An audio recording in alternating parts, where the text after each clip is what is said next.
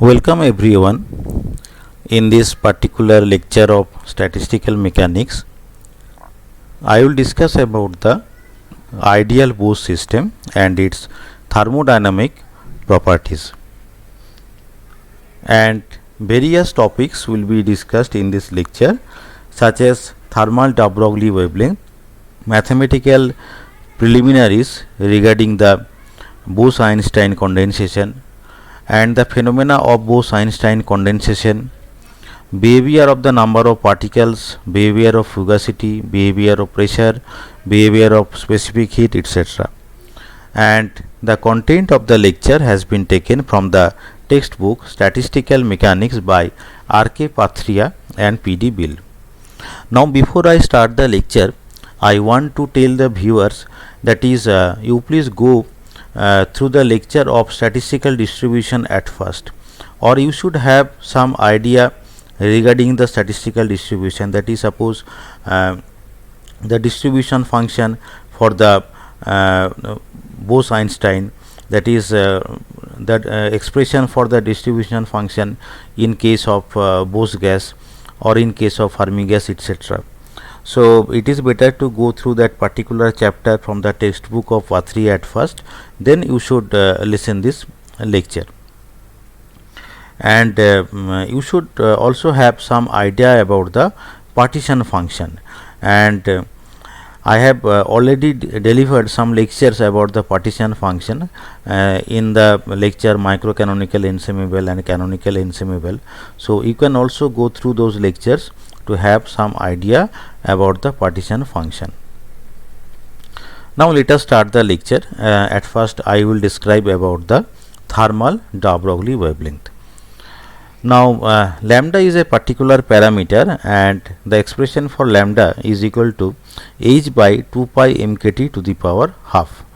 Now you see that this particular expression of lambda, that I have not discussed the derivation for this particular parameter, but you can go through any standard statistical mechanics book where it has been derived the expression for lambda.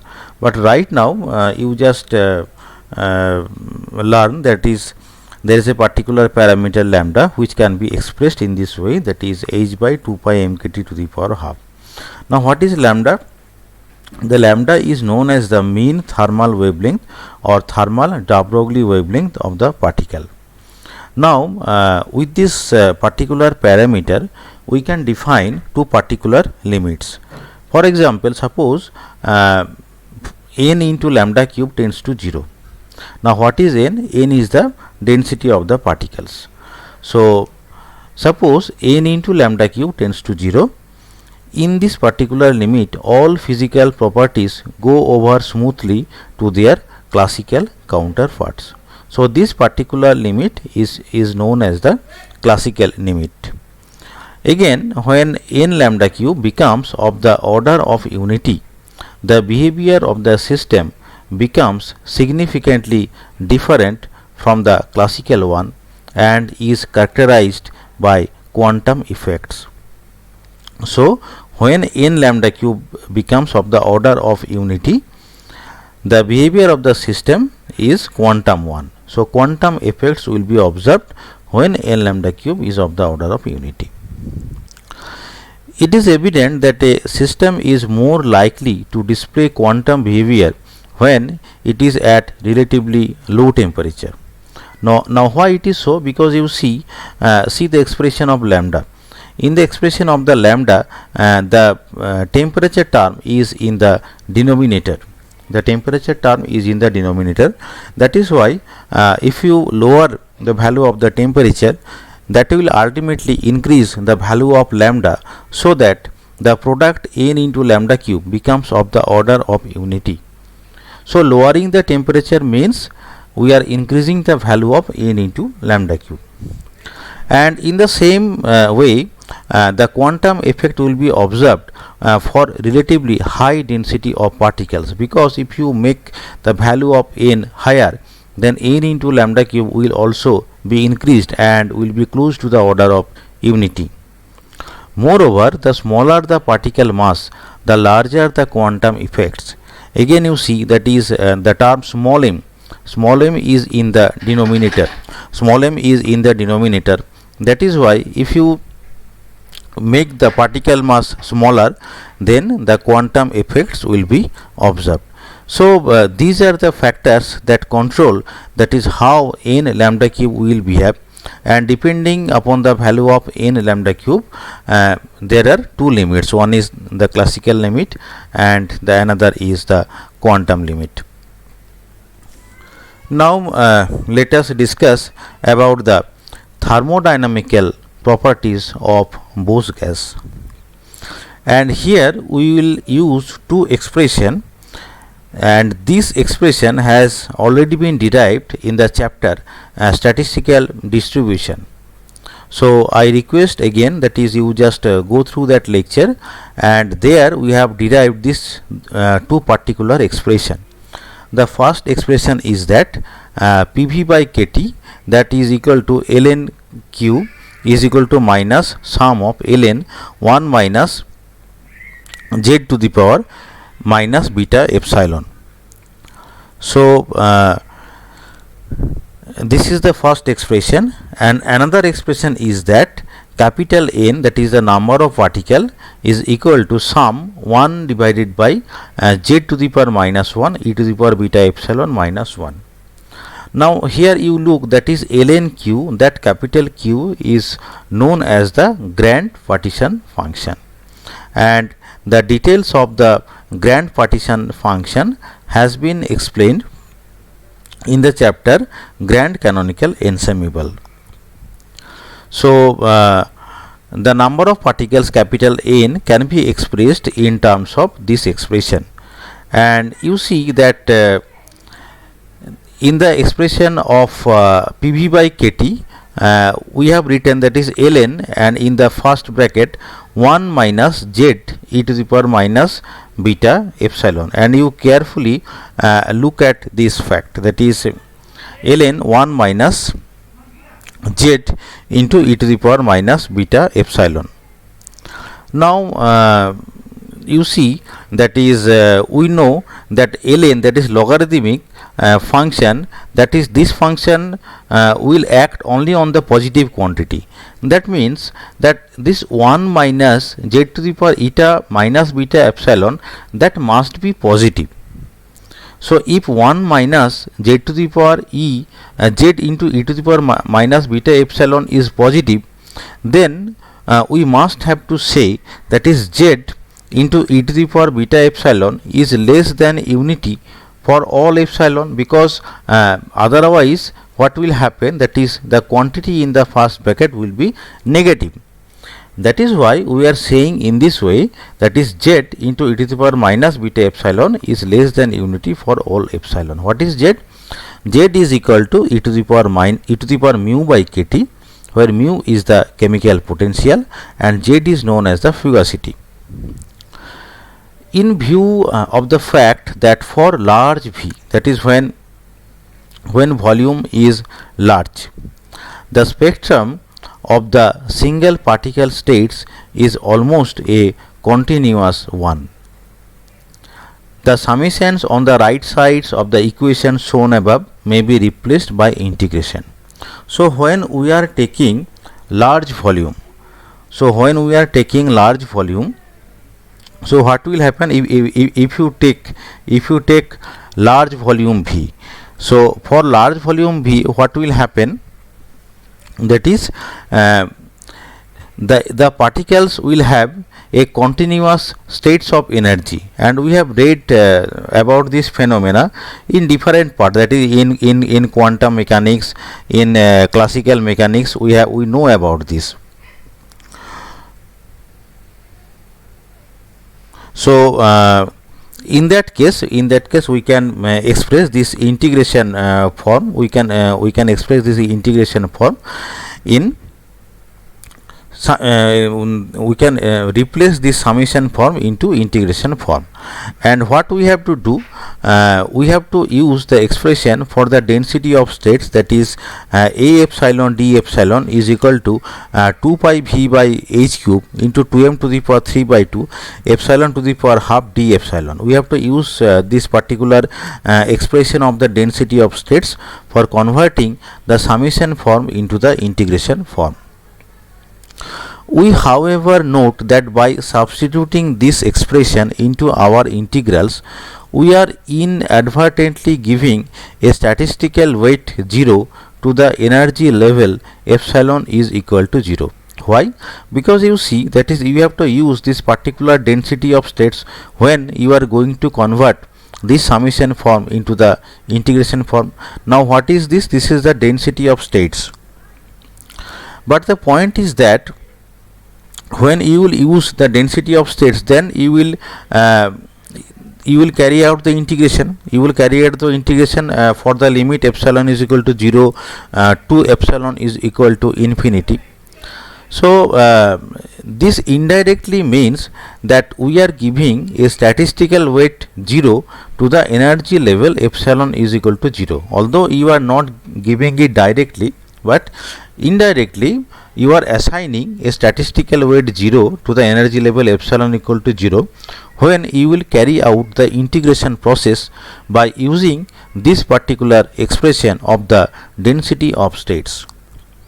But this fact, that is, we are assigning a statistical weight 0 to the energy level epsilon is equal to 0, this is wrong. Why it is wrong? Because in quantum mechanical treatment we must give a statistical weight unity to each non-degenerate single particle state in the system. And if you go through the lecture of the statistical distribution, it has been clearly explained there. That is, we have to assign a statistical weight unity to each non-degenerate single particle state. That is, you have to make gi is equal to 1. So we have done that in that particular case. So please listen the lecture of statistical distribution again, then you will clearly understand this particular fact. It is therefore advisable to take this particular state out of the sum. This particular state means, that is, epsilon is equal to 0. That thing, epsilon equal to 0, that particular state you have to take out of the sum before carrying out the integration. So what you have to do when you are converting this summation to the integration, the value of this function, the value of this function for the epsilon is equal to 0, that function you have to separate. After separating, then you have to carry out the integration. So how to separate? Let us look. So this is the expression of the p by kt, that is for the first expression. We are expressing in terms of p by kt, and we are that is transferring volume v to the right hand side. And for the second expression, we are expressing as n by v, that is left hand side has been expressed in terms of n by v, and the state epsilon is equal to 0 has been separated. So you see the second function. So in this equation, this particular function has been taken outside of the integration, and in the second equation also this particular expression has been taken outside of the integration. Now the fact is that you see that you carefully look at the lower limit of the integration. You see the lower limit of the integration. So here the lower limit of integration has been taken as 0. Now you may ask that as we have separated the state epsilon is equal to 0, then why we are using the lower limit as epsilon is equal to 0? But the fact is that if you look at the expression of the integrand, you see that there is a term epsilon is equal to epsilon to the power half, or epsilon to the power half in the second equation also. That means that although we have separated the state epsilon is equal to 0, but if you use the lower limit as epsilon is equal to 0, then there is nothing harm in it, because what will happen, for this particular structure of the integrand, ultimately the contribution will be 0. So for the contribution for the state epsilon is equal to 0 will be 0. That is why we can make the lower limit of the integration as 0, as that is that contributes nothing. Why? Because you see the structure of the integrand. So this particular structure of the integrand will give 0 contribution for the state epsilon is equal to 0. That is why we can take the lower limit as 0. There is no problem in it. Now suppose the value of t is very high. If the value of t is very high, then what will happen, z will be very less than 1. Why it is so? Because you see the again the structure of z, z is equal to e to the power mu by kt, e to the power mu divided by kt. That means if you make the temperature higher, then what will happen, the value of z will be lowered, that is z very less than 1. In that case, the last term of the above expressions contribute negligibly compared to the first term. So as you are making the value of z very low, so you see the structure that here it is 1 minus z. So if you make z tends to 0, so it will be ln 1, that means 0. And here again in the numerator there is z. So if you make z very low, then the second term will contribute 0. So we can neglect the second term, and the effect of first terms will be observed only. As z increases and becomes close to unity. So suppose now you are increasing the value of z and becomes close to unity. So increasing z means actually you are lowering the temperature, and we know that low temperature is the quantum limit. So it is the quantum behavior. Now the term z by 1 minus z into v, that is this particular term in the second equation, can be written as n0 by v. So why I have said that this particular second term can be written as n0 by v? Because you see the left hand side. The left hand side is n by v. If the left hand side is n by v, then the structure of the first term or second term, that should be also in the form of number of particles divided by volume. That is why we are denoting the second term as n0 by v. Now why I have written n0? Because n0 being the number of particles in the ground state. As we are making the temperature lower temperature means that is particles should come down to the ground state. So n0 being the number of particles in the ground state, this term becomes a significant fraction of the quantity n by v. If we say that is capital N is the total number of particles, then n0 by v is some fraction of the quantity n by v. Now as we are making the temperature lower, some particles should come to the ground state.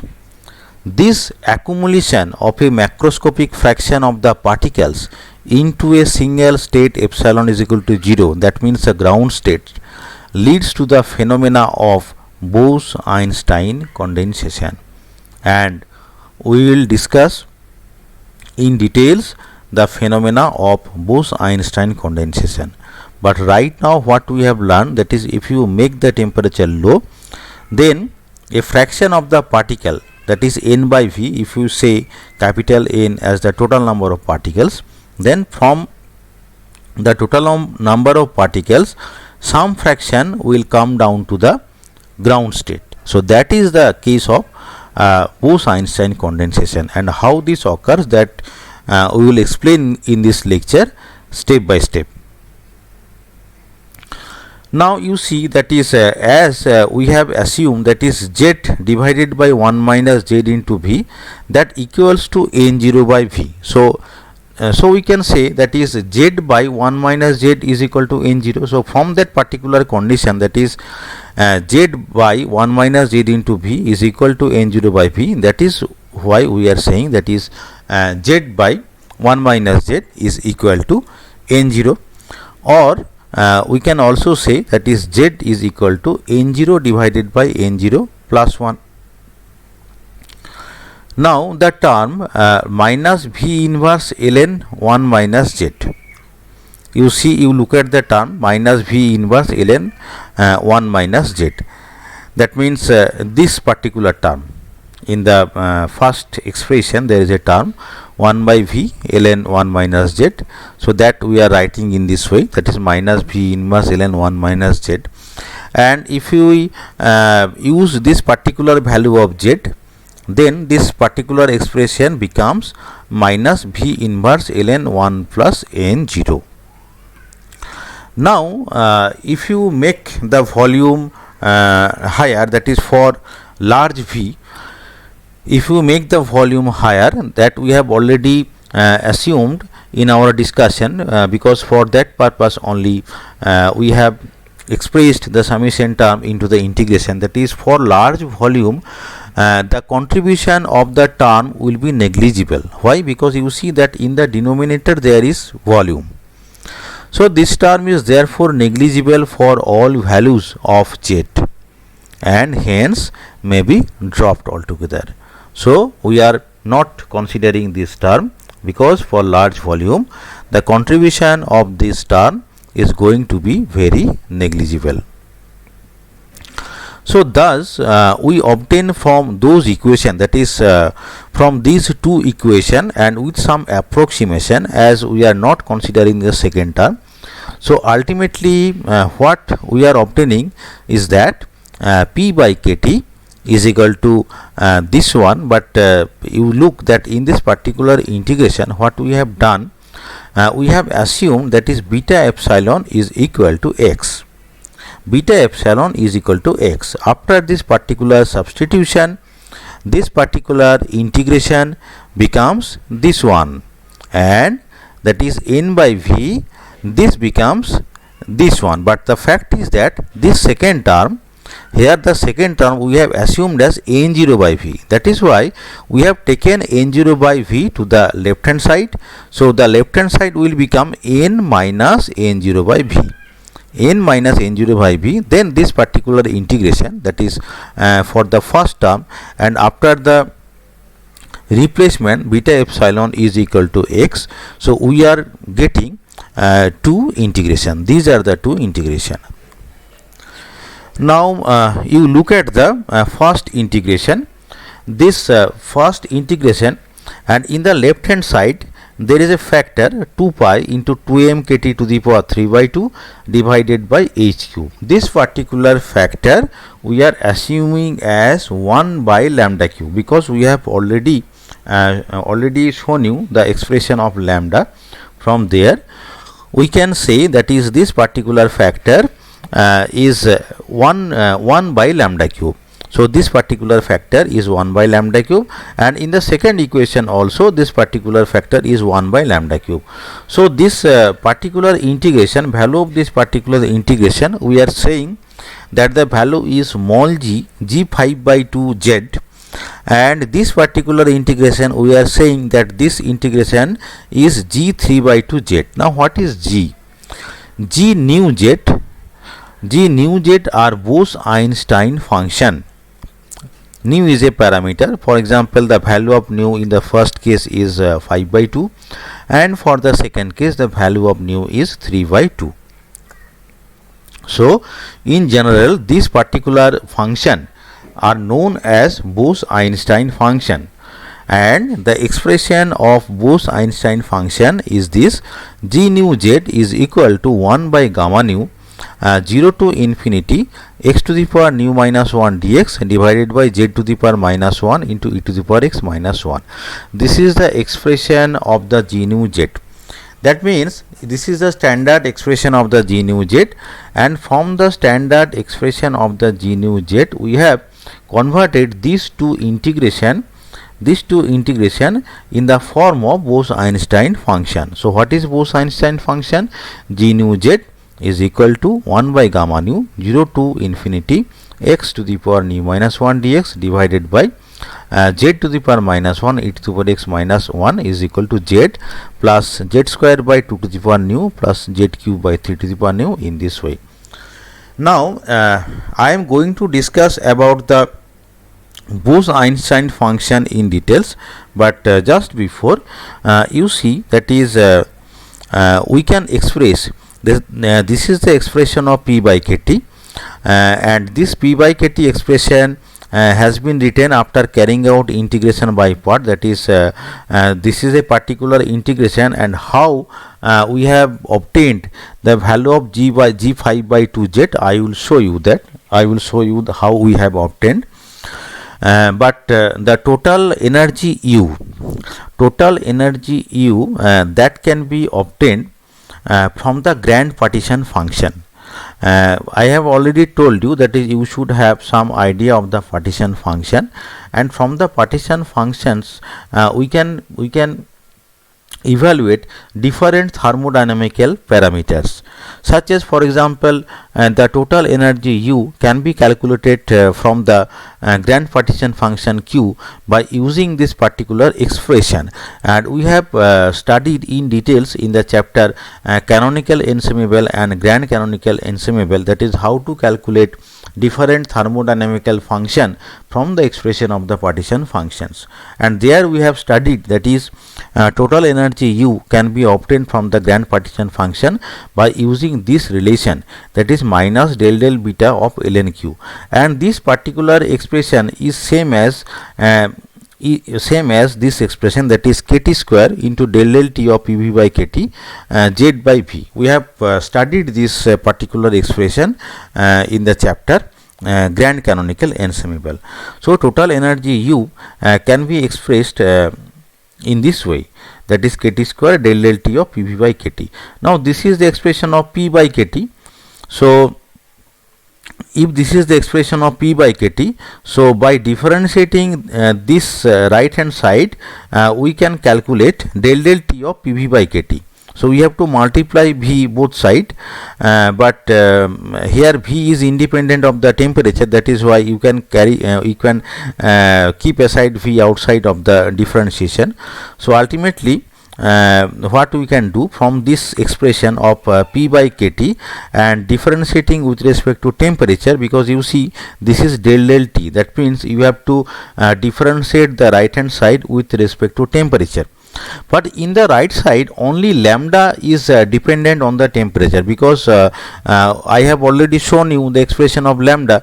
So it is very clear, that is when you will differentiate the left hand side with respect to T, then actually we will differentiate lambda cube with respect to T, 1 by lambda cube with respect to T. Other terms will be constant, and we can take them outside of the second bracket. So you see that in the outside of the second bracket we have written kt square v g5 by 2z, and we are differentiating only lambda cube with respect to temperature T.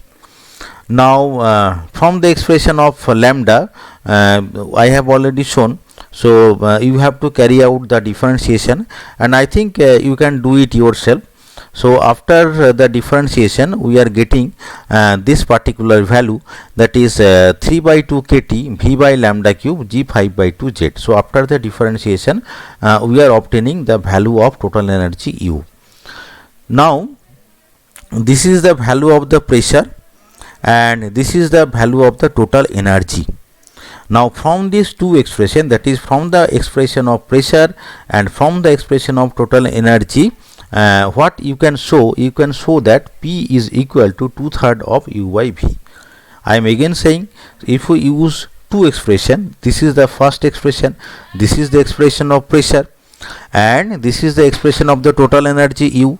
So from the expression of pressure and total energy, what you can show, that is P is equal to 2/3 of U by V. Now as I have told you that I will discuss the Bose-Einstein function in details. So this is the expression of capital G. This is a function, you see, that is capital G nu z, that can be expressed in this way, 0 to infinity x to the power nu minus 1 into dx divided by z to the power minus 1 e to the power x minus 1. Now you see, that is in the denominator there is z. Now what is the limit of z? So z is greater than equal to 0 and less than 1 when nu greater than 0, and z is equal to 1 when nu is greater than 1. So we have divided the limit of z depending upon the value of nu. So when nu greater than 0, the limit of z varies from 0 to 1, and when nu greater than 1, then z must be 1. So one thing is clear, that is the highest value of z is 1. So this is a function capital G. Now limit z tends to 0, capital G z, limit z tends to 0, capital G z is equal to 0 to infinity z into e to the power minus x to the power nu minus 1 into dx. Because you see, when you make the value z tends to 0, then what will happen, that is in the denominator, that is z to the power minus 1, that means its value will be very very high, and this 1 can be neglected, that is minus 1, this particular term we can neglect, and z to the power minus 1 e to the power x, that this particular term will go to the numerator and it will become z into e to the power minus x, and x to the power nu minus 1 is already there. So ultimately this particular integration is the expression for the gamma function. So if you take z outside of the integration, then this is gamma nu, this is the expression of gamma nu. So limit z tends to 0, capital G nu z is equal to z into gamma nu. Now we are again defining a function small g nu z. So what is small g nu z? Small g nu z is equal to 1 by gamma nu into g nu z. So small g nu z is equal to 1 by gamma nu into g nu z. Now I have already shown you the expression of g nu z. This is the expression of the g nu z, we have used it. Now small g nu z is equal to 1 by gamma nu, then 0 to infinity x to the power nu minus 1 into sum of L is equal to 1 to infinity z e to the power minus x to the power L into dx, that is equal to z plus z square by 2 to the power nu plus z cube by 3 to the power nu, etc. Now how g nu z can be expressed in this power series, and that I have shown here in details. See, that is g nu z I have already shown you, that is this is 1 by gamma nu 0 to infinity x to the power nu minus 1 divided by z inverse e to the power x minus 1. Now you take the factor 1 by z inverse e to the power x minus 1.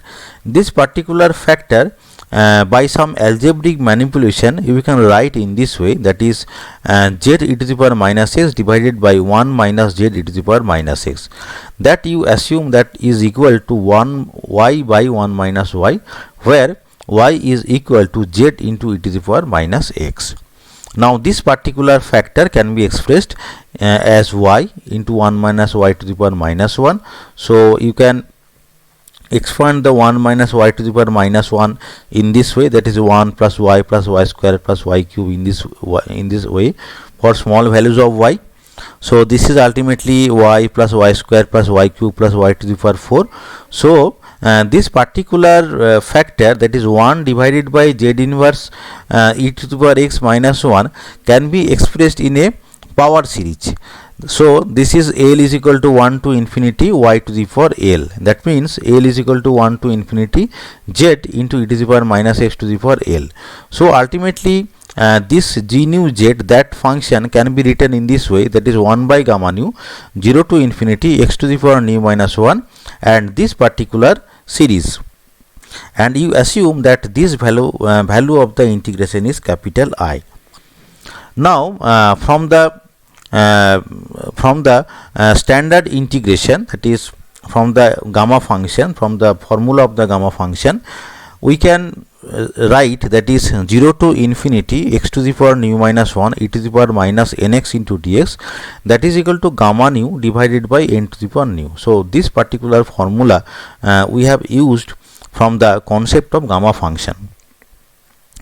Now first term of g nu z, so as there is a power series here and the limit is from L is equal to 1 to infinity, so you can evaluate this particular integration term by term. For example, I1, you can calculate I1 by putting L is equal to 1 in this integrand.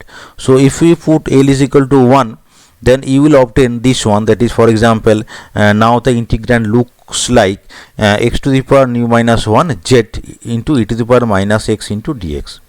So ultimately I1 becomes z by 1 to the power nu. Similarly, and the second term will become z square by 2 to the power nu.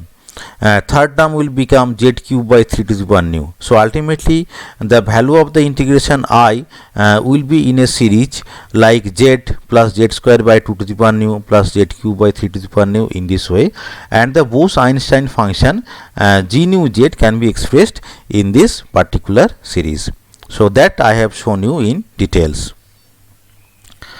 Thus for z very less than 1, the function g nu z for all nu behaves like z itself. Why? Because you see, if the value of z is very low, then what will happen? The z square, z cube, that means the higher powers will contribute very less. Only the first term is important when the value of z is very low.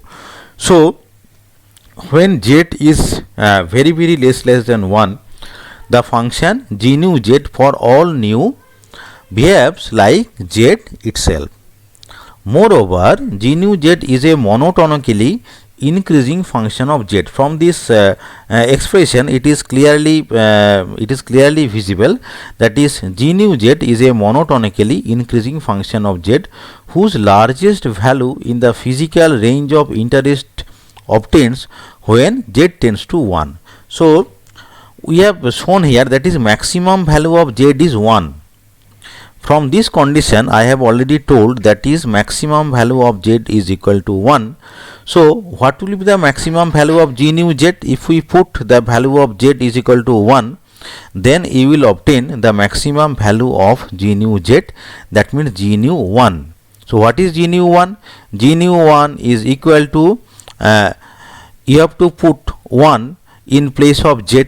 So you will obtain a series like this, that is 1 plus 1 by 2 to the power nu plus 1 by 3 to the power mu, and in general you can write in this way, that is 1 by L to the power nu, and the limit will be from 1 to infinity. So that particular series I can express this series as a particular function that we call Riemann zeta function zeta nu. You see that this particular series can be expressed as a function. That function is known as zeta nu, where nu is greater than 1. And some particular numerical values of zeta nu are given here. For example, this is the value of zeta 2, this is the value of zeta 4, zeta 6, zeta 3 by 2, zeta 5 by 2, zeta 7 by 2, and zeta 3, zeta 5, zeta 7. That is, for different cases you will obtain the values of Riemann zeta function. So these are shown here. And there is another important recurrence relation for the Bose-Einstein function that we will use in our subsequent discussion, that is z into del L z of g nu z, that can be written as del by del ln z of g nu z equal to g nu minus 1 into z. That means basically z into del L z of g nu z equal to g nu minus 1 into z. This recurrence relation is very important. Now again I will show you the previous slide. You see that is here x to the power half dx divided by z to the power minus 1 e to the power x minus 1. This particular integration can be expressed as g3 by 2z. It is very easy to understand, that is why it is g3 by 2z. You see, this is the standard expression of g nu z, and in this expression if you use nu is equal to 3 by 2, then you easily obtains this particular integration. But see, that is if you put the value of nu is equal to 5 by 2 for this particular integrand, then you are not obtaining directly this integration. So how we can show that is this particular integration will ultimately give you g 5 by 2z. So that I have calculated here in details. So here I am not going to discuss the details of the mathematical part, but interested person can that is pause this particular portion, and you can see that is how I have shown you, that is this value, that is x to the power half ln 1 minus z into e to the power minus x can give you g 5 by 2 z. But we can show you that is this particular value of this integrand will ultimately will give you g 5 by 2 z. So you just pause this particular slide and go through this particular portion very carefully. Now you again look at the expression of p by kt. This is the expression of p by kt. So p by kt is equal to 1 by lambda cube g 5 by 2 z, and this is the expression of n minus n0 by v. This is 1 by lambda cube g 3 by 2 z. Now we will explain, that is behavior of specific heat. Behavior of specific heat. So we will use those two expressions.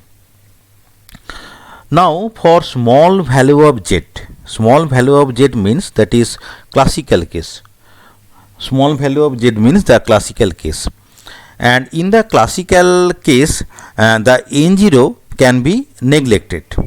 That is n0 means the number of particles in the ground state, and in the beginning of the lecture we have already told that the number of particles in the ground state, this particular phenomena will occur for low temperature, but for small values of z, that means the high temperature, and it is the classical case. For the classical case you can neglect the term n0, and elimination of z between the expression of pressure and number of particles will give you this particular expression.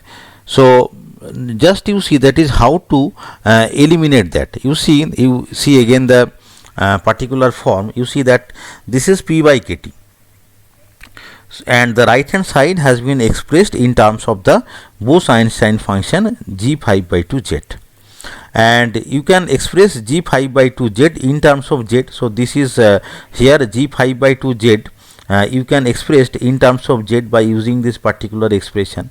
And similarly if you look at the second expression, so you see that we are neglecting n0, that means this left hand side can be expressed as n by v, and in the right side it is g 3 by 2 z, and again g 3 by 2 z can be expressed in this particular power series, that is z plus z square by 2 to the power nu plus z cube by 3 to the power nu, in this way. Now the fact is that if we use these two expression, then ultimately we can show that PV by nkt, that is equal to L equal to 1 to infinity Al into lambda cube by V to the power L minus 1. Now Al is a constant that depends on the value of L, and some typical values of the parameter A has been shown here. And this is the expression of PV by NKT. Here I have written that is small v. So what is small v? Small v is equivalent to 1 by n. N is the density of the particles, and small v we can say that is the volume per particle. And the coefficients Al, which are referred to as the virial coefficients of the system, turns out to be this one. These are the virial coefficients of the system. So the main thing is that we can obtain this expression by using the Bose function, by using the Bose expansion for the Bose function. So after some algebraic manipulation, which I have not shown here, you can obtain this particular expression where the coefficients Al are known as the virial coefficient, and the specific heat Cv we know that is the specific heat Cv is equal to del V by del T, or Cv by Nk, that I can write 1 by Nk into del V by del T n comma V. So this is the expression for the specific heat. Now as there is some relation between U, P and V, you see that P is equal to 2/3 of U by V. So using this expression I can write that is del U by del T, that will be del T of PV. So as there is some relation between U, P and V, so I can write the same expression, that is del U by del T, and here the Nk term has been written inside the first bracket, that is del T of PV by Nk. Del T of PV by Nk. Now you see that is in the previous expression we have calculated the value of PV by Nkt. Now using this particular expression we can differentiate del T of PV by Nk. So ultimately that will become 5 minus 3L by 2 Al into lambda cube by V to the power L minus 1. And one thing that I have to say, that is, you see in the right hand side there is a term lambda cube. This particular lambda will also depend on T. So when you will calculate PV by Nk, you have to multiply T both side, and another T factor will come from the expression of lambda. So you can differentiate del T of PV by Nk, and ultimately the expression will become like this. And if you use the virial coefficients, then ultimately the Cv by Nk will be in a series, and this series is like this one. So we have taken 3 by 2 common, and in the third bracket the series starts from 1, and the series has been written in some powers of lambda cube by V. Now as capital T tends to infinity, that makes lambda tends to 0. You know the expression for lambda, so T tends to infinity means lambda tends to 0.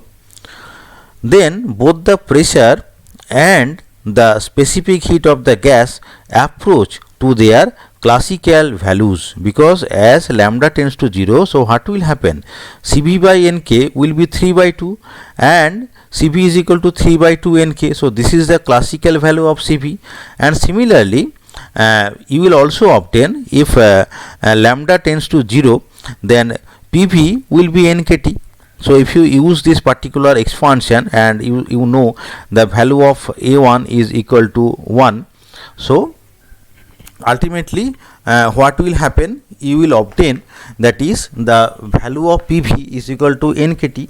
So we are obtaining the classical values of pressure and the specific heat. So pressure is equal to Nkt, small n into K into T, and the specific heat is 3 by 2 Nk. We also note that at finite but large temperatures, the specific heat of the gas is larger than its limiting value. Why? Because at finite temperatures what will happen? All this term will contribute, because in that case lambda is not equal to 0. and if lambda is not equal to 0, then ultimately the value of CV will be a little bit higher than that of its classical value. In other words, CVT curve has a negative slope at high temperatures because you see, that is, for T tends to 0, the specific heat must go to 0. We know that for T tends to 0, the specific heat must go to 0. Then for finite values of T, the specific heat will be increased and will go to a saturation, and consequently it must pass through a maximum somewhere, because there should be some maxima. There should be some maxima, because from that maximum again it will decrease to the classical value 3 by 2 nk, because as the classical value is 3 by 2 nk, again for finite temperatures the value of CV is higher than the value, and for T tends to 0 the CV is again 0. Then from this particular facts we can conclude that there must be some maximum of the specific heat. As discussed later, this maximum is in the nature of a cusp that appears at a critical temperature Tc. So in the subsequent discussion we will explain, that is, why there is a maximum value of CV and when it appears. As the temperature of the system falls, the value of the parameter lambda cube by V grows, because you know the expression for the lambda. So if you make T tends to 0, what will happen? This value of the lambda will become very, very high. So lambda cube by V grows, so that the expansion shown above, that means this expansion, do not remain useful. So from this expression of CV by Nk, we are not able to calculate the value of specific heat at low temperatures. That means this particular expression is useful for calculation for the specific heat at T tends to infinity or higher values of T, but we cannot calculate the values of specific heat at low temperatures. So how to calculate the value of the specific heat for low temperatures, that I will explain step by step. Now we are going to discuss about the behavior of number of particles. The number of particles in the excited state, that is epsilon not equal to 0, can be given as this expression Ne suffix e. Suffix e means that is number of particles in the excited state. And why we are using this expression, you see, that is this expression we have already shown you before, because you see that is n minus n0. What is n0? N0 is the number of particles in the ground state. So n minus n0 will be number of particles in the excited state. So Ne by V is equal to 1 by lambda cube into G 3 by 2 Z. So from that expression we can say, that is Ne, here we have used the expression for the thermal wavelength lambda. So Ne is equal to V into 2 pi mkt to the power 3 by 2 divided by h cube into G 3 by 2 Z. So this is the expression for the number of particles in the excited state. Unless Z is very close to unity, that is quantum case, Ne is of the order of n. Unless Z is very close to unity, that is quantum case, we can take, that is total number of particles is almost same as the total number of particles in the excited state, because only in the quantum case some particles goes down. Otherwise that is the number of particles in the excited state is equal to the total number of particles. In the region Z greater than equal to 0 less than equal to 1, in this particular limit the function G 3 by 2 Z increases monotonically with Z and is bounded. We have already shown you the expansion of G 3 by 2 Z before.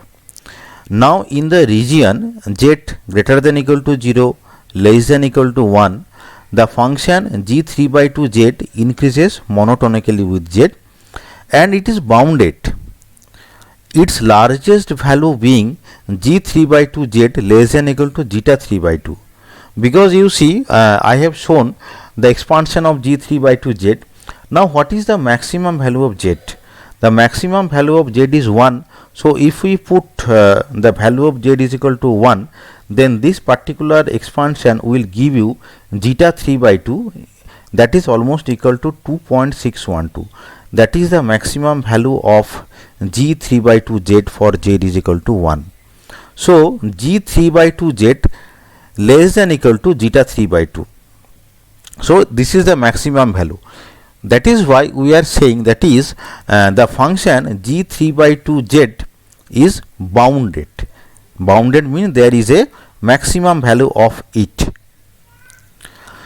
Consequently, for given volume and temperature, the total number of particles in all the excited states taken together is also bounded. That is, as g3 by 2 z is bounded and there is a upper limit for it, so in the expression of any, in the right hand side there is g3 by 2 z.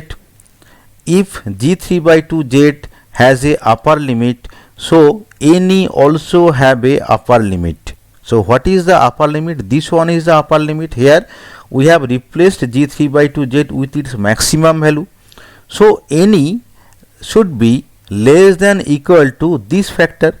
You look at this expression very carefully. So this one is the upper bound of any and any must be less than this factor. Now you listen these points very carefully. So long as the actual number of particles in the system is less than this limiting value, everything is well and good. Practically all the particles in the system are distributed over the excited states and the precise value of z is determined by the equation of any, with any is almost equal to the capital N. That is, in the classical case, the total number of particles is almost same as the particles in the excited state. However, if the actual number of particles exceeds this limiting value, you just look at this expression, if the actual number of particles exceeds this limiting value, then it is natural that the excited states will receive as many of them as they can hold. For example, suppose you are continually increasing the number of particles, then what will happen? Excited states will receive as many of them as they can hold, while the rest will be pushed en masse into the ground state, whose capacity under all circumstances is essentially unlimited. So after filling up all the excited states, rest of the particles will come down simultaneously in the ground state, and under all circumstances the capacity of taking the particles in the ground state is essentially unlimited. So when we are increasing the number of particles, what is happening actually, that is, there is a upper bound for the number of particles in the excited state, and if you increase the number of particles, then after holding the maximum value of the particles in the excited states, all the particles will come down to the ground state. So the number of particles in the ground state will become n0 is equal to n minus any. n0 is equal to n minus any. This factor is any, that is upper bound of the particles in the excited state, that is any max.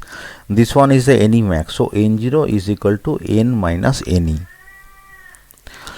Now we have already shown you in the beginning of the lecture that is z can be replaced as n0 by n0 plus 1, that can be again written as 1 minus 1 by n0. Now the value of n0 is very high, and that is why which for all practically purposes z can be approximated as 1 for the quantum case, only. This curious phenomena of a macroscopically large number of particles accumulating in a single quantum state epsilon is equal to 0 is generally referred to as the phenomena of Bose-Einstein condensation. So this particular fact, when a large number of particles are coming down to the ground state, is known as the Bose-Einstein condensation. In a certain sense, this phenomena is akin to the familiar process of a vapor condensing into the liquid state, which takes place in the ordinary physical space. Conceptually, however, the two processes are very different. Firstly, the phenomena of Bose-Einstein condensation is purely of quantum origin, occurring even in the absence of intermolecular forces. Secondly, it takes place at best in the momentum space and not in the coordinate space.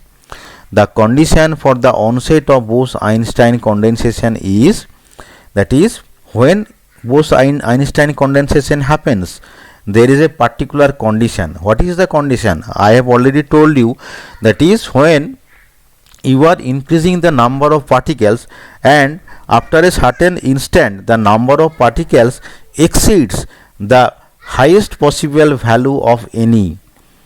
There is a upper bound of any. When the number of particles exceeds this particular upper bound, then this is the condition for the onset of Bose-Einstein condensation. So you have to look very carefully the condition for the Bose-Einstein condensation. So this one is the condition. Now from this particular condition, we can again write this condition in terms of the temperature. We know that is when the condensation takes place, when we are lowering the temperature. So as n greater than equal to V T to the power 3 by 2 into this factor, so we can also say that is if T less than equal to, so you just what you do, that is you just keep T here and all the terms you just put in the other side. So in this way you can also write this condition in terms of temperature. That means if n greater than equal to this one, so T less than equal to h square by 2 pi mk into n by V into zeta 3 by 2 to the power 2 by 3. And the right hand side, this particular right hand side, you can say that this one is the temperature Tc, that is T must be less than Tc. For example, when we describe the condition in terms of the number of particles, then we said the number of particles should exceed this particular upper bound. So there is a particular value of any, this is the upper bound. When the number of particles exceeds this upper bound, then this is the onset of the Bose-Einstein condensation. Similarly, when the value of the temperature is less than a particular value, and what is that value? That value is h square by 2 pi mk into n by V into zeta 3 by 2 to the power 2 by 3, and this particular value we can say as Tc, that is the characteristic temperature. Tc denotes the characteristic temperature and it depends on the particle mass small m and the particle density n by V in the system. So on which factors the characteristic temperature Tc depends? Tc depends on the particle mass small m and the particle density in the system. Accordingly, for T less than Tc, suppose the value of the temperature is less than the critical temperature, then the system may be looked on as a mixture of two phases.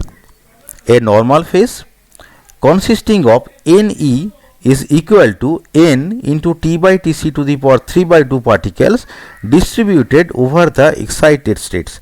Excited state, you see, that is that should be epsilon not equal to 0. Excited state, a normal phase of consisting Ne is equal to n into T by Tc to the power 3 by 2 particles distributed over the excited states. Now you see, that is, here we have expressed Ne in this form. So you can establish this particular form by using the expression of Tc. You see that here I have used the expression of Tc is equal to h square by 2 pi mk into n by v into zeta to the power 3 by 2 into 2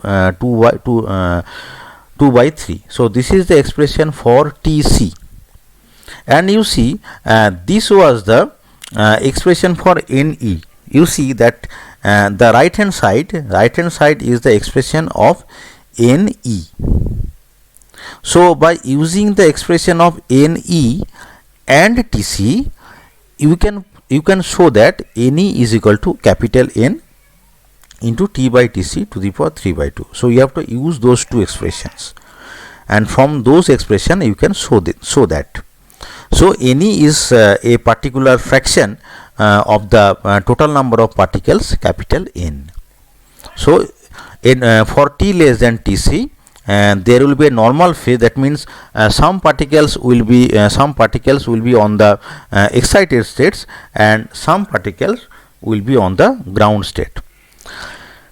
And so this is the number of particles in the excited state, and n0 equal to n minus any particles will be accumulated in the ground state. So how many particles will be accumulated in the ground state?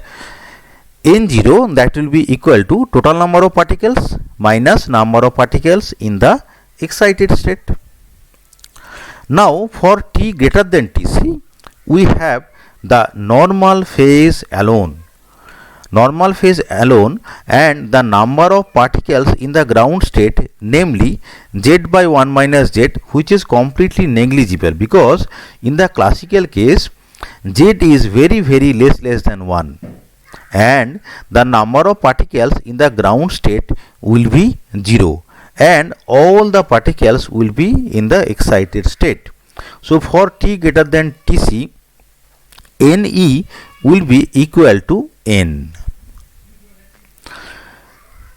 Clearly the situation is singular at T equal to Tc, because as T tends to Tc, the condensate fraction vanishes as follows.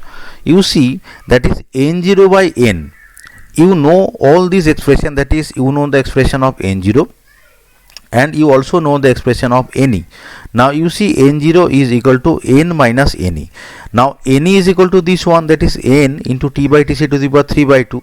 Now if you use this particular expression of Ne to here, that is here, Ne in this place, that is this expression will be used in this place, then we can write n0 by n is equal to 1 minus T by Tc to the power 3 by 2. Now for T equal to Tc, what will happen? If T is equal to Tc, that means that will become 1 minus 1, that means 0. So n0 will be 0. So T tends to Tc, n0 will become 0, that means the number of particles in the ground state will be 0, and all the particles will be in the excited state, that is Ne is equal to 1. Now all these mathematical facts can be described in a graph. Now you look at the graph. Here two graphs have been shown, and the number 1, you see that particular graph 1, that corresponds to Ne by n. So you see that is Ne means number of particles in the excited state. So when capital T, temperature is 0, so when capital T is 0, Ne by n is 0, that means Ne is 0, that is number of particles in the excited state is 0, and all the number of particles will be in the ground state. So n0 will become 1. So you see the graph 2. Graph 2 corresponds to n0 by n. So at t equal to 0, Ne is equal to 0, number of particles in the ground state is 0, and all the number of particles come to the ground state. That means n0 is equal to n. n0 by n is equal to 1. That means all the particles come to the ground state. As temperature increases, the number of particles in the excited state also increases. And at the point T by Tc is equal to 1 or T equal to Tc, what happens? Ne by n also becomes 1. Ne by n becomes 1 means that is all the particles goes to the excited state. And we can also say that is there is no particles in the ground state, because at the critical temperature n0 by n becomes 0, so n0 is equal to 0. So this is the critical temperature, and if the temperature exceeds the critical temperature, then what happens? All the particles remain in the excited state, so there is a saturation here. So in this way we can explain the graph. So this is what about the behavior of the number of particles in the case of Bose-Einstein condensation. Now we will explain a little bit about Z, that means the fugacity of Bose gas.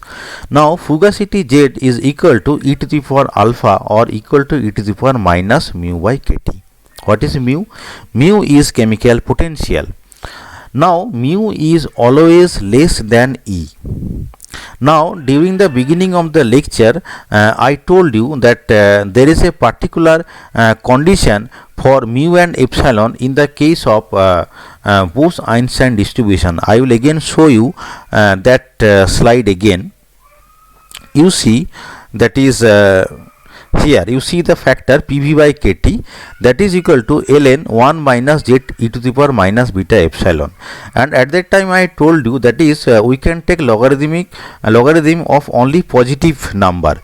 So in the first bracket 1 minus z e to the power beta epsilon, that should be positive. It means that is z into e to the power minus beta epsilon is less than 1. So the condition z and the value of z is e to the power mu by kT. So e to the power mu by kT into e to the power minus beta epsilon less than 1. This particular condition is actually giving you this particular condition, that is mu is always less than epsilon. So we are obtaining this particular condition by using that mathematical fact. I think this is clear now. Now we know the limit of z, which we have already discussed in the mathematical discussion of the Bose-Einstein function, and at that time I told that the limit of z is greater than 0 less than 1, and at t tends to 0 Kelvin we can express z as n0 by n0 plus 1, and normally z is equal to n by n plus 1, and the maximum value of z is 1, and which appears when t is close to Tc. So what is the maximum value of z? Maximum value of z is 1, and it becomes at the temperature T is equal to Tc. Now this is the expression of Ne, which I have already demonstrated. This is the expression of Ne. Now this particular factor, that is this one, can be expressed as V by lambda cube, because you see this is the expression of the lambda cube, 1 by lambda cube. So Ne can be written as V by lambda cube into G3 by 2Z, or G3 by 2Z, that can be written as lambda cube into Ne by V. G3 by 2Z, that can be written as lambda cube into Ne by V. That I am saying as small n into lambda cube. Ne here small n into lambda cube, that means lambda cube divided by V. We know that is n is 1 by V. So G3 by 2Z is equal to lambda cube by V. Here we have assumed that is number of particles in the excited state is almost equal to the total number of particles, and for z less than 1. So we can approximate G3 by 2Z is equal to lambda cube by V. Now the maximum value of G3 by 2Z max is equal to 2.612, which occurs close to Tc. So lambda cube by V max, This is the maximum value of lambda cube by V. Lambda cube by V max is equal to 2.612. Now we can consider the variation of Z with respect to V by lambda cube. We know that Z depends on T, and depending on the value of T, we have already said that although the limit of Z is 0 to 1, the maximum value of Z appears as T close to Tc. And by using the fact that is lambda cube by V max is equal to 2.612, we can plot a graph between Z and V by lambda cube. And here V by lambda cube is equal to 1 by 2.612, or lambda cube by V is equal to 2.612. And up to that the value of Z remains 1. Thereafter the value of Z decreases continuously. And here one thing is clear, that is for V by lambda cube very greater than 1, G3 by 2 Z is also very less than 1, and Z is very less than 1. This particular region is known as the classical region. In this classical region, G3 by 2 Z is almost Z, and Z is almost equal to lambda cube by V. So this is what about the fugacity of the Bose gas. Now I will going to describe about the pressure. We have already discussed about the behavior of the pressure and specific heat by using the virial expansion, but now we will explain pressure in slightly different manner. For T less than Tc, Z is almost equal to 1. Now we have already deduced the expression of P by Kt. We have shown there that is P by Kt is equal to 1 by lambda cube G5 by 2 Z. So pressure can be written as Kt by lambda cube into zeta 5 by 2. Zeta 5 by 2 because as Z is equal to 1, so we have written the maximum value of G5 by 2, that is zeta 5 by 2.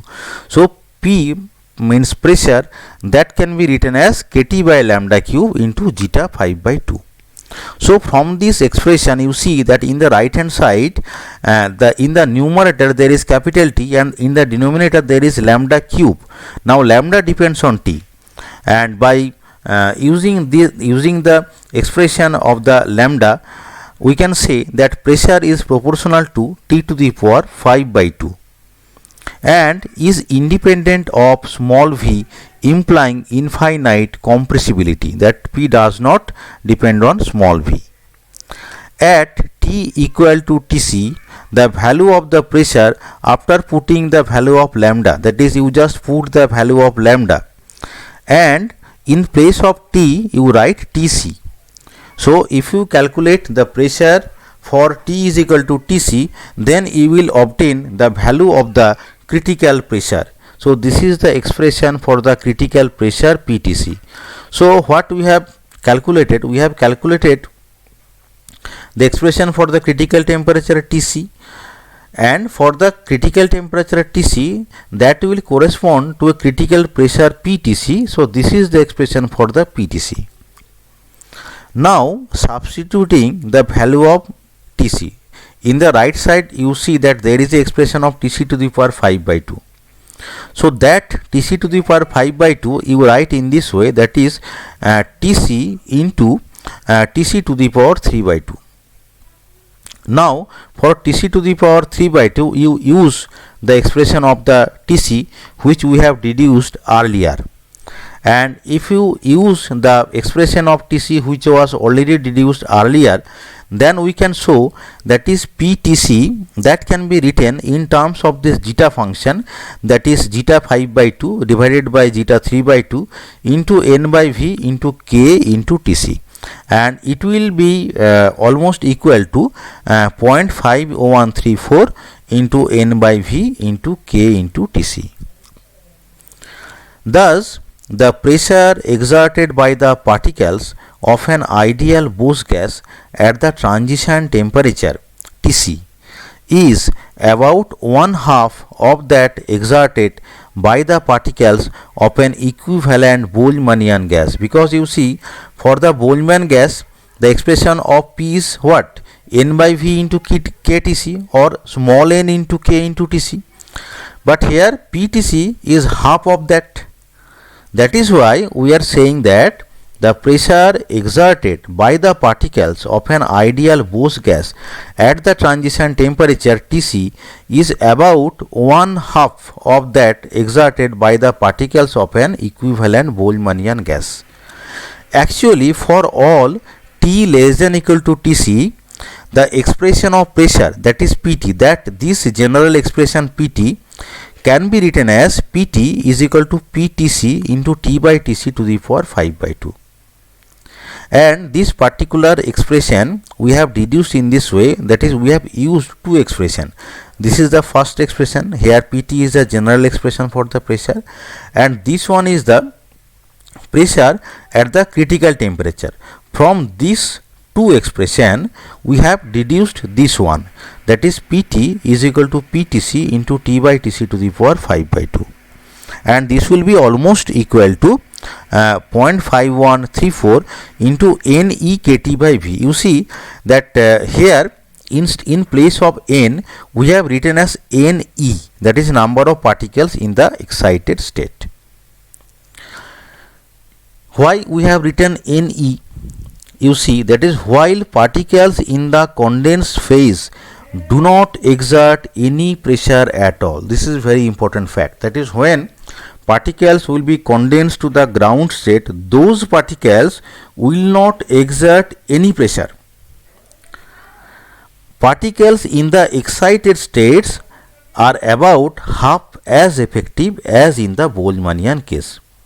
That means only the particles in the excited state, they will exert the pressure, and the value of the pressure will be almost half of the pressure exerted as by the Boltzmannian gas. So this is the general expression of pressure for T less than equal to Tc, and the point is that in the right hand side we have written Ne. That means as the particles in the excited states are only exerting the pressure, that is why we have written Ne in the right hand side. And for T greater than equal to Tc,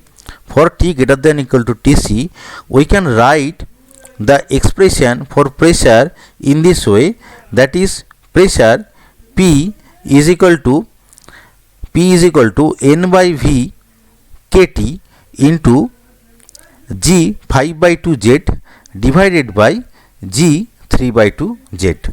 So how we have deduced this expression? Here we have deduced this expression by using the expression of pressure and number of particles. Let me again show you, although I have already shown you, but here we have used this expression, that is P by KT is equal to 1 by lambda cube G 5 by 2 Z, and this one is, that is if we approximate n minus n0 as n, then n by V is equal to 1 by lambda cube G 3 by 2 Z, and if you divide these two expression, then you will obtain this expression of pressure. This is the general expression of pressure.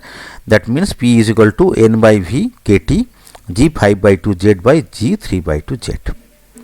And when T is very greater than Tc, the virial form can be used, which we have already discussed, and in the virial form we have shown at that time that when T tends to infinite, P is equal to N KT by V. So these are the different expression for the pressure. So now we can plot the pressure with respect to T by Tc. So if we plot the PV by NKTC in the y-axis, PV by NKTC is equal to 2U by 3 NKTC. These two expressions are same, and in the x-axis we are plotting T by Tc. And if we use the different expression for pressure, that is for T less than equal to Tc, pressure will follow this expression, and for T greater than equal to Tc, pressure will follow this expression. Then you will obtain a curve like this. This is a solid curve. This one is a solid curve. This one is a solid curve. This is the expression for the pressure, and the dotted curve is for the classical one. And when T is very high, you see that these two curves approaches close to one another. So when T tends to infinity, the Bose-Einstein gas will behave as classical gas. but when temperature is low, then the behavior of the classical gas and the Bose-Einstein gas will be a little bit of different. So this is the behavior of the pressure. Now we will discuss the behavior of the specific heat. In view of the direct relationship between the internal energy of the gas and its pressure, PT curve depicts equally well the variation of U with T. We have already shown that, that is in the x-axis you see PV by NKTC, that corresponds to 2U by 3 NKTC. That means the variation of pressure and internal energy will be almost same. Now we know that CV is equal to del U by del T. That means if we are able to plot the variation of U with respect to T, then from its slope we can calculate the value of the specific heat. We already discussed that the specific heat is vanishingly small at low temperatures and rises with T until it reaches a maximum at T is equal to Tc. So at the point T is equal to Tc, we will obtain the maximum value of the specific heat. Thereafter it decreases, tending asymptotically to the constant classical value. Analytically, for T less than equal to Tc, Cv by Nk we can write, that is we know that Cv is equal to del U by del T. So Cv by Nk is equal to 1 by Nk del U by del T. That means there is a relation between U, P and V. So using that relation we can write that Cv is equal to 3 by 2 del T of Pv by Nk. Now pressure Pt can be expressed in this fashion, that is Kt by lambda cube into zeta 5 by 2. This is the expression for the Pt. Now you use the expression of the Pt in that particular expression, that is del T of Pv by Nk, and if you put the value of pressure to here, then ultimately Cv by Nk will become like this, because only lambda will depend on the temperature. So that is why ultimately we have to differentiate ddt of T by lambda cube, and if we use the expression for the lambda, then ultimately you can show that Cv by Nk, that is equal to 15 by 4 zeta 5 by 2 into V by lambda cube. So for T less than equal to Tc, Cv is proportional to T to the power 3 by 2, because you see the lambda cube is in the denominator, and here we have used the zeta function because T less than equal to Tc, Z is equal to 1. So G5 by 2 will be approximated as zeta 5 by 2, and as lambda cube is in the denominator, therefore we can say that Cv is proportional to T to the power 3 by 2 at T less than equal to Tc. At T equal to Tc, Cv by Nk will be 15 by 4. Now you see that is at T equal to Tc, we are using the value of V by lambda cube as zeta 3 by 2, because you see we have already discussed that. You see that is at T tends to Tc, that is V by lambda cube, V by lambda cube by V will be G3 by 2 Z or zeta 3 by 2. For Z equal to 1, that will be zeta 3 by 2. So that value we have used here. So for V by lambda cube we have used this one, that is zeta 3 by 2. So ultimately Cv by Nk will be 15 by 4, this one is zeta 5 by 2, and for V by lambda cube we have used 1 by zeta 3 by 2. So ultimately for T is equal to Tc, we are obtaining the maximum value of the specific heat. So maximum value of the specific heat is 1.925. So at T is equal to Tc, and the value of the Cv is maximum, and this maximum value is 1.925, which is significantly higher than the classical value 1.5. Classical value means that is for T tends to infinity, and the Cv is constant, and that is 1.5, and we have explained it earlier in the virial explanation. Now for T greater than Tc, the expression for the internal energy U, which we have already deduced, is 3 by 2 Kt into V by lambda cube into G5 by 2 Z. This is the expression for the internal energy, and we also know that Cv is equal to del U by del T. Cv is equal to del U by del T. the specific heat can be calculated by differentiating the internal energy. Now we also know that G3 by 2Z is equal to lambda cube by V, that we have already shown. Now Cv by Nk that can be calculated as this one, that we have already explained, that is del T of 3 by 2 T into G5 by 2Z by G3 by 2Z. Actually this expression comes from this particular fact, that is from this expression we can show that Cv by Nk that is actually del T of 3 by 2 T G5 by 2Z by G3 by 2Z. So here I am again explaining, that is U is this one, you have to differentiate U with respect to T. When you differentiate U with respect to T, what you have to do, you look that there is a term V by lambda cube.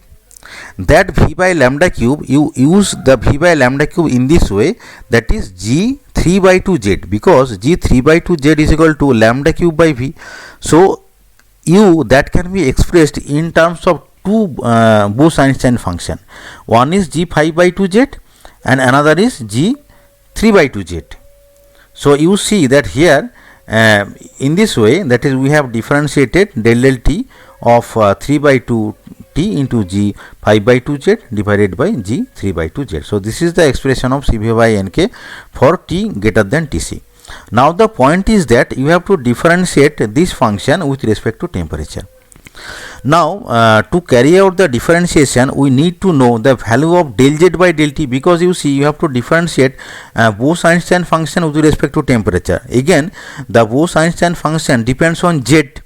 So you need to calculate the value of del Z by del T, which can be performed from the expression of G3 by 2Z as in the range T greater than Tc, that means Z less than 1, G3 by 2Z can be approximated as Z.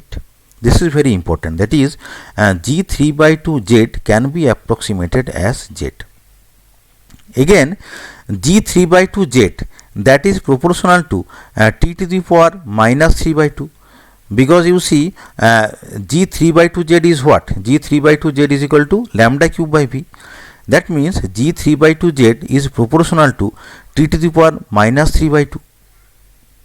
So if you differentiate G3 by 2Z with respect to temperature, then you will obtain minus 3 by 2T into G3 by 2Z, as variation is like this. Now I have already introduced a recurrence relation, that means Z into del Z of G3 by 2Z is equal to G half Z. Now what you have to do, you have to use this expression. You see in the left hand side there is del T of G3 by 2Z. Now in place of del T you just write in this way, that is del Z of G3 by 2Z into del Z by del T. I am again saying, in place of del T of G3 by 2Z you write del Z of G3 by 2Z into del Z by del T. Now from using that fact, you can establish very easily, that is 1 by Z into del Z by del T is equal to minus 3 by 2T G3 by 2Z by G half Z. Just you have to use this particular recurrence relation. That means I am again saying, that is you have to write del T of G3 by 2 in this way, that is del Z of G3 by 2 into del Z by del T, then multiply Z both side, and use this recurrence relation, then you can easily establish this particular expression. Now from this particular expression we can establish, that is Cvi by Nk is equal to 15 by 4 G5 by 2Z by G3 by 2Z minus 9 by 4 G3 by 2Z by G half Z. This particular mathematical derivation has been shown here. I am not explaining the details of it, but the interested viewers can pause the lecture here and you just carefully look at the mathematical steps where I have deduced, that is Cv by Nk is equal to this one. But in the discussion just I am omitting those steps, but you can see from this particular slide. So Cv by Nk is equal to this one, but in the limit z tends to 1, when z tends to 1, the second term vanishes because of the divergence of g half z. So if you expand g half z, and if z tends to 1, then what will happen? This particular denominator, the value of this particular denominator will be very high, and ultimately the second term will be 0. In that case, while the first term gives exactly the result at t is equal to tc, but for the first term Cv by Nk will be this one, that is 15 by 4, and for z is equal to 1, that will be zeta 5 by 2 or zeta 3 by 2, so it will give you 1.925. So this is a generalized expression for t greater than tc, where for the t is equal to tc we are obtaining the value of specific heat at the transition temperature T is equal to Tc. So this one is a generalized expression. Again, for T greater than Tc, the specific heat decreases steadily toward the limiting value. Limiting value means, suppose T is very high, that is the classical case. Then what will happen? All the Bose function will give you the value of Z, because G nu Z tends to Z, in the limit Z tends to 0. In the classical case, Z tends to 0, and all the Bose-Einstein function will behave as Z. So they will cancel out, and Cv by Nk will be 15 by 4 minus 9 by 4, that is equal to 3 by 2. That means it is the classical value.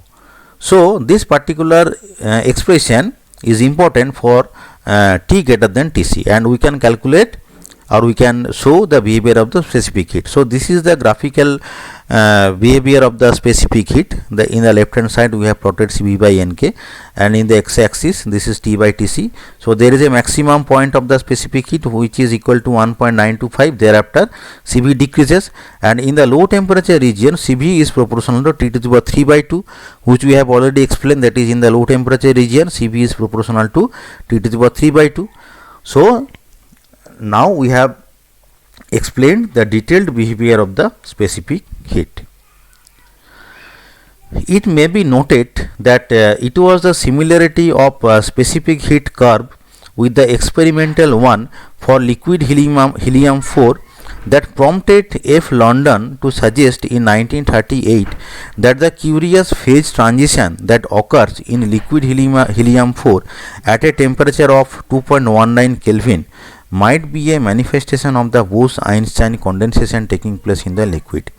So the variation of the specific heat for the liquid helium is almost same as the variation of the specific heat that has been shown here. Indeed, if we substitute in the expression of Tc, namely small m is equal to this one and V is equal to this one, that is characteristic to the helium, characteristic value for the helium, then we obtain a value of Tc close to 3.13 Kelvin, which is not drastically different from the observed transition temperature of the liquid. Moreover, the interpretation of the phase transition in liquid helium 4 as Bose-Einstein condensation provides a theoretical basis for the two-fluid model of this liquid. So this is one example of the Bose-Einstein condensation, and this phenomena is very important in the field of statistical mechanics, and the Nobel Prize in Physics for 2001 was awarded jointly to Eric Cornwell, Wolfgang Katterli and Carl Wieman for the achievement of Bose-Einstein condensation in dilute gases of alkali atoms, and for early fundamental studies of the properties of the condensates. And he is famous Bose and he is the Einstein. And I think that you have already understood by my lecture, and for further understanding I request you to go through the textbook of Patria, and I also thank you for listening the lecture.